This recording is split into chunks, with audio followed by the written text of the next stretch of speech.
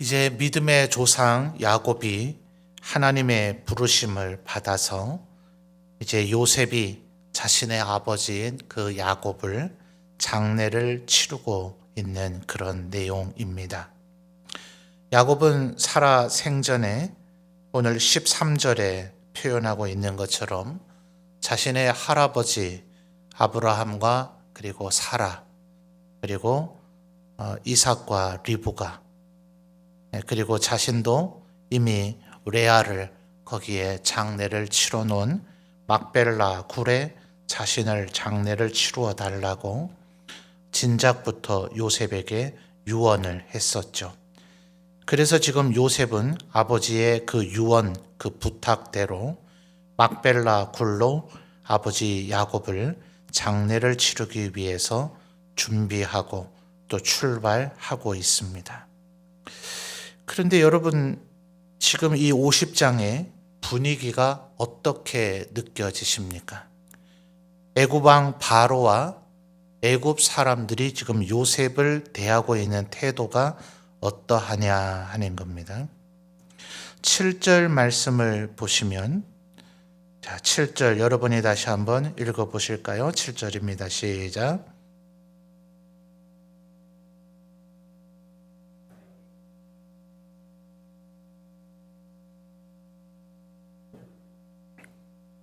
아멘. 자, 이 모든 사람들이 요셉의 장례 행렬을 따라갔다는 거예요. 7절 하반절 보면 바로의 모든 신하, 바로 궁의 원로, 그리고 애굽 땅의 모든 원로가 이렇게 다 따라갔으면 애굽은 텅텅 비었겠죠. 또 바로 왕궁에는 바로 혼자 있었다는 말인가? 우리 조선시대로 하면 상궁과 내시들이야 남아 있었겠죠. 근데 완전 애굽의 조정이 텅 빌 정도로 모든 주요한 인사들, 애굽의 지도자들이 전부 다 요셉을 따라갔다는 그런 표현을 하고 있습니다. 또 9절 말씀을 보시면 병거와 기병이 요셉을 따라 올라갔다. 자, 보병이나 창병 이런 것이 따라가도 대단한 호위 병력인데 병거와 기병은 이 당시에서는 가장 최첨단 또 최강력한 가장 병종들이죠. 그러니까 기병과 병거가 따라갔다 하는 것은 어마어마한 호위 병력이 따라 붙었다 하는 겁니다. 그러니까 지금 7절과 9절을 보면 와, 이건 바로인지 총리인지 구별이 안 될 정도로 요셉이 거의 애굽의 전권을 갖고 있는 듯한 그런 모양새를 보여줍니다. 또 3절도 마찬가지죠. 3절을 보시면 40일이 걸렸는데 향후로 처리하는 날이 이 날수가 걸렸다. 그래서 이 신학자들은 이것이 애굽에 있는 피라미드 속에 미이라가 있잖아요. 그래서 그 미이라화하는 그 작업을 지금 한 것이다. 사실 애굽에서 가나안 땅으로 말을 타고 9절에서 얘기한 병거와 기병만 움직인다면 이렇게까지 할 필요는 없겠죠. 그러나 장례 행렬 아닙니까? 우리나라와 분위기, 풍속이 달라야 얼마나 다르겠어요.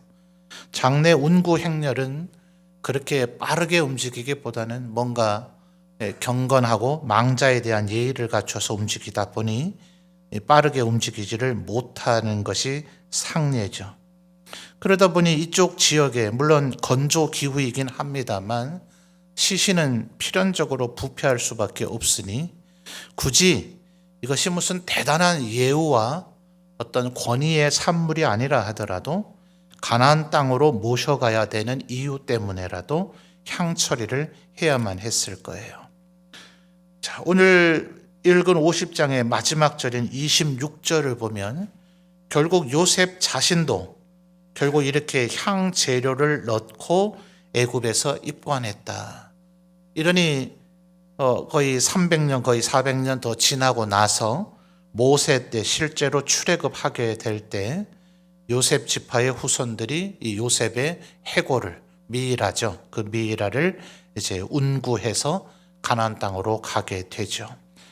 그러니까 이렇게 300~400년 동안 어쨌든 그의 육신의 원형이 보존되도록 처리를 하는 것이 이 애굽인들에 의해서 발달된 시체 처리 방식인데, 3절을 다시 잘 보시면 무려 40일 동안 이 일이 걸렸다.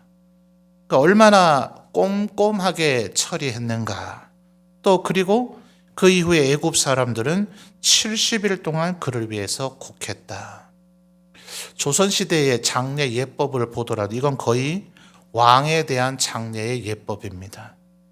그러니까 지금 요셉이 정말 애굽에서 아주 막강한 권세를 가지고 있고 거의 바로의 버금가는 그런 존경과 권위를 받고 있구나.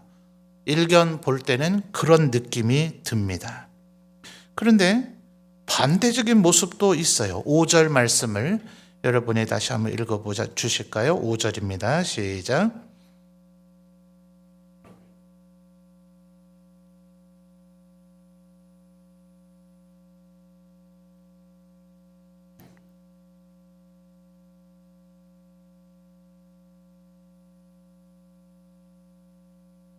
아멘.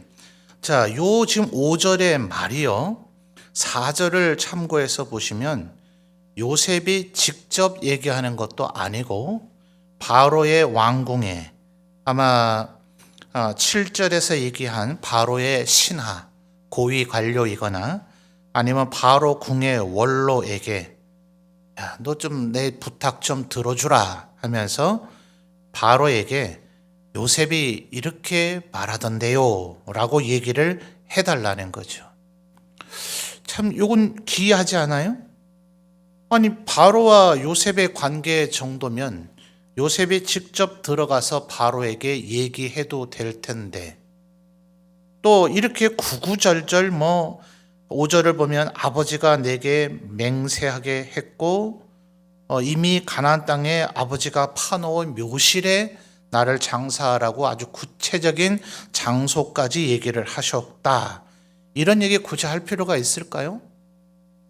그냥 바로에게 저희 아버지 가나안 땅에 가서 장례 좀 치르고 오겠습니다. 이러면 될 일 아니에요? 그런데 5절의 뉘앙스는 내가 꼭 그렇게 하고 싶은 건 아니지만 우리 아버지가 나를 맹세까지 하게 하면서 그렇게 원하시니 그냥 장례를 잘 치러달라는 정도가 아니라 아버지께서 원하는 그 막벨라굴 거기에 장례를 치러달라고 하니 내가 가서 장례를 치를 수 있도록 허락해달라.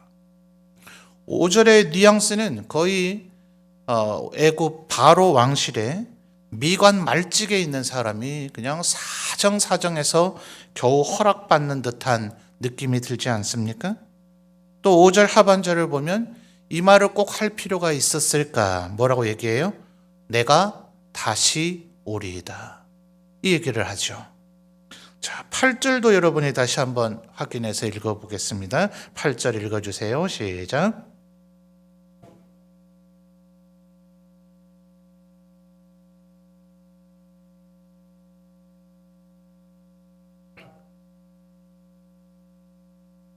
아멘.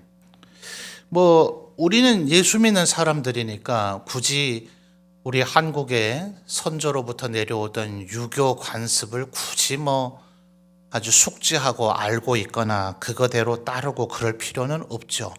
제가 그래서 사실 잘 몰라요. 그런 장례 예법 아주 디테일한 부분까지는.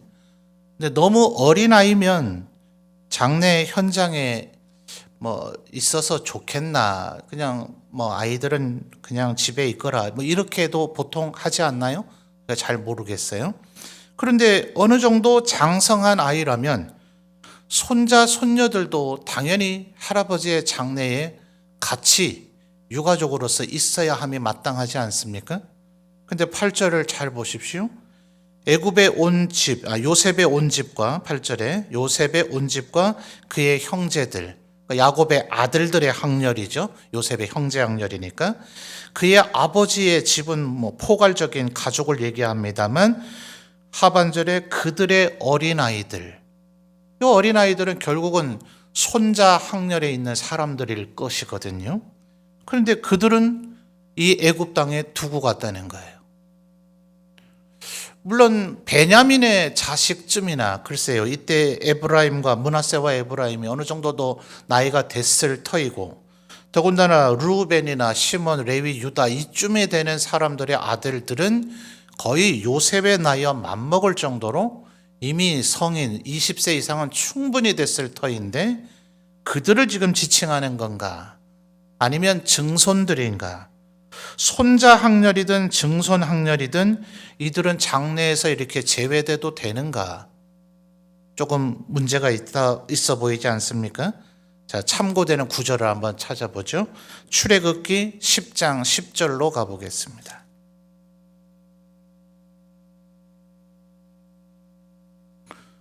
출애굽기 10장 10절에서 11절 말씀입니다. 구약성경 96페이지에 있죠. 자, 출애굽기 10장 10절에서 11절 두 절입니다. 자, 여러분 읽어주세요. 시작.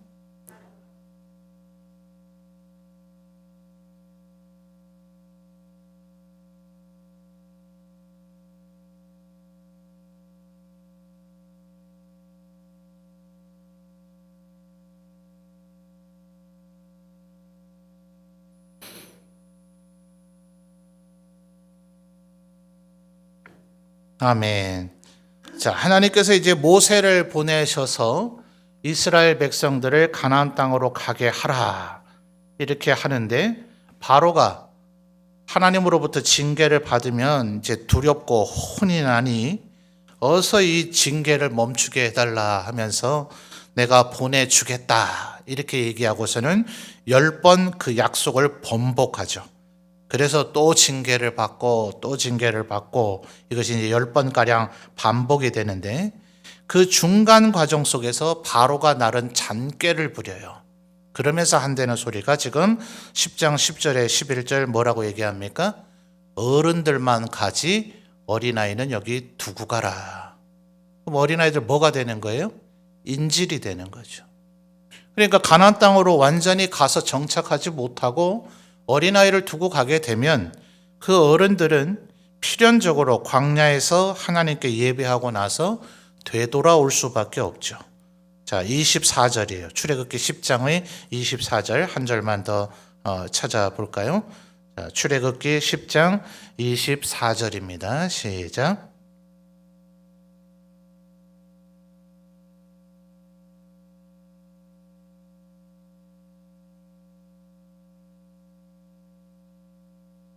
아멘. 자, 여기서 바로가 또 한 단계 물러나죠. 이번엔 뭐라 그럽니까? 어린아이까지는 데려가는 걸 내가 허용하겠는데 양과 소 너희의 전 재산 가축들은 다 두고 가라. 25절 이하를 보면 모세가 그럴 수 없다. 가면 우리가 다 가지고 가야 된다. 왜냐하면 하나님께 예배하는 것은 번제물을 드려야 되는데 번제물을 이 가축들 가운데서 우리가 어떤 거를 드릴지 또 어디서 드릴지, 그러면 그곳으로 이동하는 가운데 이 제물의 상태가 어떻게 될지 모르잖아요. 그러니까 번제를 드릴 그 장소까지 도착했을 때에 가장 상태가 좋은 그런 짐승을 제물 삼아야 되니까. 왜냐하면 이때까지는 아직 하나님께서 소와 양의 어린 것, 1년 된 것, 수컷 이런 율법을 아직 주시기 전이에요. 20장부터 가서 이제 십계명을 비롯한 그런 레위기로 이어지는 제사 율법의 디테일한 규정들을 말씀하시죠. 그러니까 지금 출애굽기 10장의 상황은 그런 양의 첫 번째 것, 어린 양, 1년 된 어린 양, 이런 얘기가 지금 아직 하나님으로부터 명령되기 전이에요. 그러니까 모세 말이 하나도 틀린 건 없죠.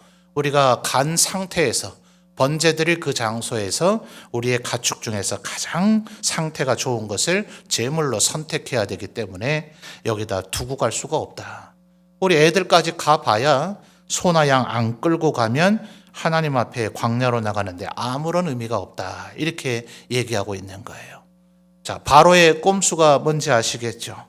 자식들 두고 가라, 재산, 가축들 두고 가라 하는 것은 결국 모세와 이스라엘 백성들을 안 보내겠다는 소리입니다. 자, 이제 창세기로 되돌아와 보세요.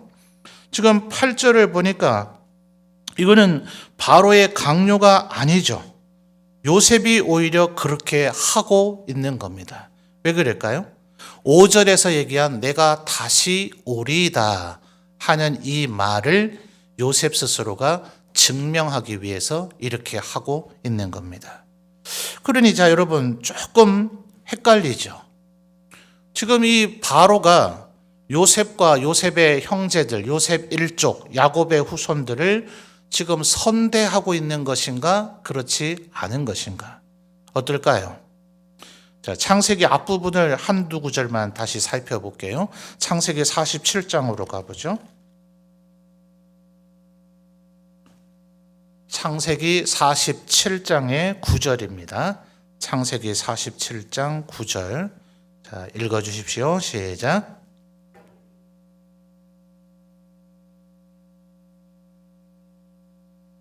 아멘. 거기까지만 읽죠. 자, 요게 지금 풍년 7년을 지나고 흉년 2년째 됐을 때 야곱의 아들들이 곡식을 사러 왔다가 요셉이 총리라는 걸 알게 되고 이제 애굽 땅으로 초대돼서 바로 앞에 섰을 때 야곱이 한 말이죠.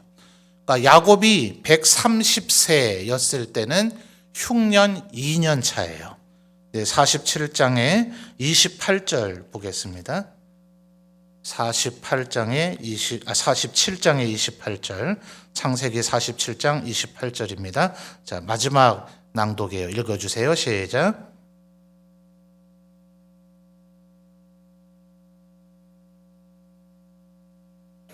아멘. 자, 요 147세는 야곱이 이제 하나님의 부르심을 받고 소천한 그 해입니다. 몇 년 지났어요? 애굽 땅에서 17년 이제 더 사셨습니다. 자, 그러면 지금 요때 바로 야곱이 돌아가신 이때의 상황이 어떤 상황이냐? 풍년 7년이 끝나고 흉년 7년이 끝나고도 무려 12년이 지난 시점입니다. 자, 여러분 이제 바로가 요셉에 대한 마음이 어떨까요? 애굽 제국이 멸망할 뻔한 거를 꿈 해석을 해주고 탁월한 행정력과 리더십으로 애굽 전역에 양식을 쌓을 창고를 짓게 만들고 그래서 결국 흉년 7년을 잘 견뎌내게 만들고 심지어는 애굽 전역의 사람들이 땅도 팔고 자기 몸까지도 바로 앞에 노예로 팔게 돼서 이제는 전 애굽의 국민이 바로의 소장농으로 전락되게 만들었죠. 그러니까 이제 애굽에는 자유민은 없어요. 전부 다 양식 사 먹기 위해서 스스로를 종으로 바로에게 팔았기 때문에 이때부터를 세계 학자, 신학자들 외에 세계사를 연구하는 사람들은 요셉에 의해서 애굽의 절대 왕권이 출현하게 됐다. 이쯤 되면 바로한테는 아주 은인 아닙니까? 여러분 우리나라에도 똑같은 우리 한국 배달 민족이 세운 국가지만 영원토록 나라가 이어진 게 아니죠. 고구려 신라 백제 해서 고려 조선으로 이어지는 왕조는 계속 바뀌잖아요. 애굽도 그랬단 말이죠. 그러니 바로라고 해서 영원히 바로가 아니에요. 누가 쿠데타나 혁명을 일으켜서 나를 죽이고 몰아내고 바로의 왕자를 차지하게 될지 모릅니다. 그런데 이 바로에게는 요셉 때문에 애굽 전역의 모든 백성들이 노예 상태가 되는 절대적인 왕권을 바로에게 갖게 해줬어요. 그러니까 그냥 애굽이 멸망하지 않고 살아남았다 이 정도가 아니라 우리 생각할 때는 야 이러면 바로는 요셉을 업고 다녀야 되는 거 아니냐. 그러니 여러분 7절의 말씀이 이해가 되죠. 애굽의 모든 신하가 이 집안 장례식에 지금 참석하고 있는 것이고 이 요셉의 아버지를 40일 동안 향처리를 해주고 애굽 사람들이 무려 70일 동안 통곡, 애곡을 해준 거예요. 거의 바로의 버금가는 권세와 권위와 명예를 누리고 있죠. 이게 바로 요셉에게 흠이 됩니다. 바로 입장에서 기분이 좋을까요? 도대체 이 나라의 왕은 누구냐? 나냐? 요셉이냐? 바로 마음에 이 생각이 들지 않을까요? 30살에 요셉이 애굽의 총리가 됐습니다. 풍년 7년, 흉년 7년, 그리고 나서 흉년이 끝난 후 12년. 말하자면 요셉은 지금 애굽의 총리의 직에 26년이나 있어요. 세계 역사에 이런 총리는 없습니다. 우리나라 조선시대에도 영의정이 있었지만 얼마나 자주 바뀌었는지 몰라요. 오죽하면 경구어적인 사자성어가 권불 10년이란 말 들어보셨어요? 아무리 막강한 새도 떨어뜨릴 권세가 있다 하더라도 10년을 넘기지 못한다. 이게 인류 역사의 그냥 보편적인 상식입니다. 왕이야 살해당하지 않고 혁명이 일어나지 않으면 계속해서 살아있는 동안 왕위를 유지하기는 하겠지만 영의정이든 애굽의 총리든 왕이나 바로가 다 임명하는 임명직 아니에요. 우리가 생각할 때는 애굽을 멸망 가운데서 건져내고 바로가 절대 왕권을 갖게 해줬으니까 영원토록 바로가 그를 총리의 직에 있게 했겠지. 천만의 말씀이에요. 뭐 때문에 그래야 됩니까? 흉년 7년 이미 끝났는걸요. 엊그제 흉년이 끝난 것도 아니고 무려 12년이나 지났는걸요. 지금까지 나일강은 한 번도 메마른 적이 없었기 때문에 그까지 비가 내리지 않아도 애굽은 흉년이 드는 일이 없다. 나일은 언제나 우리를 먹여 살린다. 그래서 나일강 자체를 신으로 숭배하던 게 애굽이었는데요. 흉년 7년이 온다는 건 상상치도 못했던 일인데 그 흉년 7년 이미 끝난 지 12년이 지났어요. 12년 동안 여전히 나일강은 우리에게 풍요로운 추수물을 허락했습니다. 더 이상 요셉을 총리의 직에 둬야 될 이유가 어디에 있어요? 이게 왕들의 보편적인 생각입니다. 또 한 가지는 중국이 여러 나라로 분열됐던 시기가 있었죠. 고대에. 그것을 춘추 전국시대라고 합니다. 그때 중국이 얼마나 많은 나라로 쪼개져 있는지 몰라요. 이 나라의 신하가, 유능한 신하가 한 명만은 아니겠죠. 신하들끼리 서로 싸우다 보면 도태되는 신하가 생깁니다. 그러면 이 신하는 왕이 나의 재주를 알아주지도 않고 다른 신하만 신임을 하니 나라가 여기밖에 없나? 내가 다른 나라 가서 출세해야지. 자, 잘 보내줄까요? 목숨을 걸고 그 나라를 탈출해야 됩니다. 왜요? 우리나라의 신하여야 되지 다른 나라의 신하가 되면 잠재적으로 내 적이 됩니다. 요셉은 지금 어때요? 26년 동안 애굽의 총리로 지내면서 애굽 전역에 어디가 요새이고 어디가 허점인지, 어디에가 식량을 더 저장을 많이 했는지, 어디로 쳐들어가면 바로를 손쉽게 체포하고 죽일 수 있는지 애굽의 지리, 교통, 경제, 문화 모든 것을 한 손에 정보를 쥐고 있습니다. 애굽 땅 벗어난 가나안 땅으로 보내면 되겠어요? 안 되겠어요? 안 됩니다. 요셉은 애굽의 입장에서 볼 때는 가장 중요한 사람이고 가장 은인인 사람인가 동시에 절대로 애굽 땅을 벗어나면 안 되는 살아 움직이는 컴퓨터와 같은 존재예요. 그러니까 5절 하반절에 뭐라 그래요? 내가 다시 올 겁니다.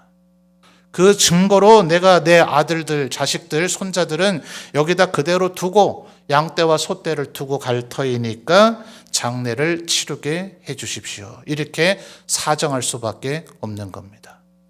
여러분, 여기서 우리가 꼭 깨달아야 되는 것은 세상은 꼭 바로와 같습니다. 인간들은 은혜를 몰라요.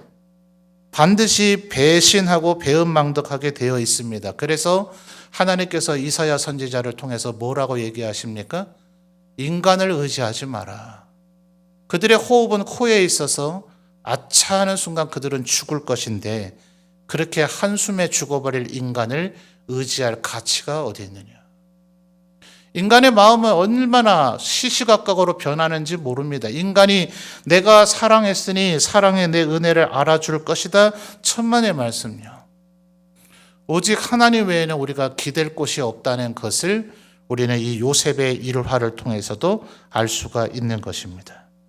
어쩌면 이 요셉의 마지막 이제 아버지 야곱을 장례 치르고 있는 이 모습은 앞으로 요셉이 죽고 난 이후에 실제로 역사를 보면 이 요셉이 아버지를 장례 치르고 난 후 그렇게 오래 살지 않았죠. 자신도 26절에 보니 110세에 대해서 세상을 떠납니다. 출애굽기는 요셉을 알지 못하는, 출애굽기 1장 8절, 더 이상 찾지 않겠다 했으니까 약속 깨면 안 되니까 제가 읽을게요. 출애굽기 1장 8절을 보면 요셉을 알지 못하는 새 왕이 일어나 애굽을 다스릴 때 이제 이스라엘 백성들은 노예로 전락하게 됩니다.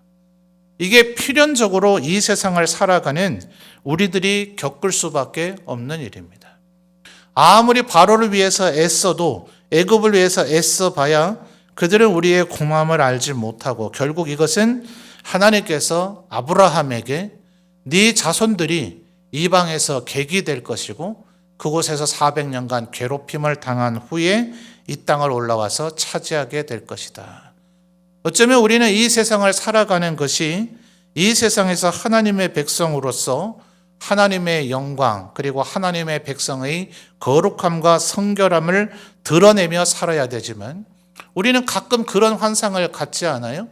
우리가 이곳에서 하나님 말씀대로 살고 거룩하고 성결하게 살면 세상은 우리를 칭찬하고 표창장 주고 칭찬하고 존경할 것이다. 천만의 말씀이죠. 주님 뭐라 그러셨어요?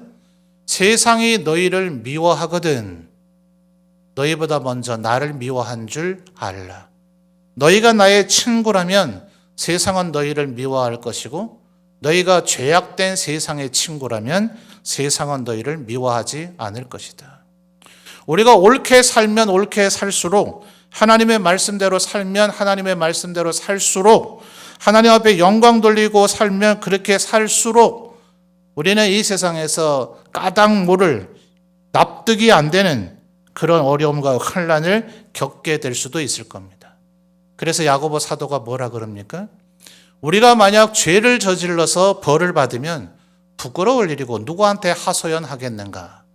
그러나 하나님의 말씀대로 살고 하나님 앞에 영광을 돌린 이유 때문에 우리가 고난을 당하면 그것이 우리가 복받고 상급받을 이유가 될 것이다. 그러니 여러분이 요셉의 일화를 보면서 우리 하나님의 백성들이 이 세상을 살아갈 때에 운명과 숙명과도 같은 이 원리를 꼭 기억하시기를 바라요. 이 세상에서 보답을 바라지 마십시오. 바로는 우리에게 보상을 해줄 존재가 아닙니다. 이 세상은 우리가 선하게 살든 악하게 살든 실상은 별 관심이 없고 우리가 악하게 살다 멸망의 길로 가면 자기들과 똑같은 불효인이 좋아할 것이고 우리가 하나님께 영광을 돌리며 살아서 상급받을 자들이 되면 시샘과 질투와 적개심을 가지고 우리를 괴롭힐 것입니다. 그러나 25절에서 요셉이 뭐라고 얘기합니까? 하나님이 반드시 당신들을 돌보실 것이다.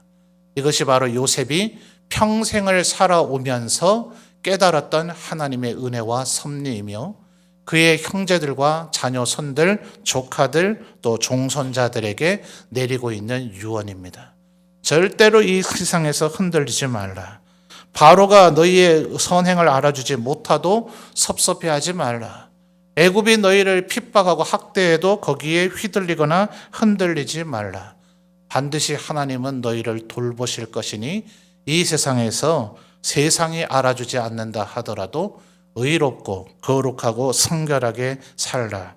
그것이 하나님의 백성의 마땅한 삶이다. 라고 요셉은 자신의 일생의 삶을 실제로 그렇게 살았던 요셉이 또 후손들에게 그렇게 유언하고 있는 것입니다.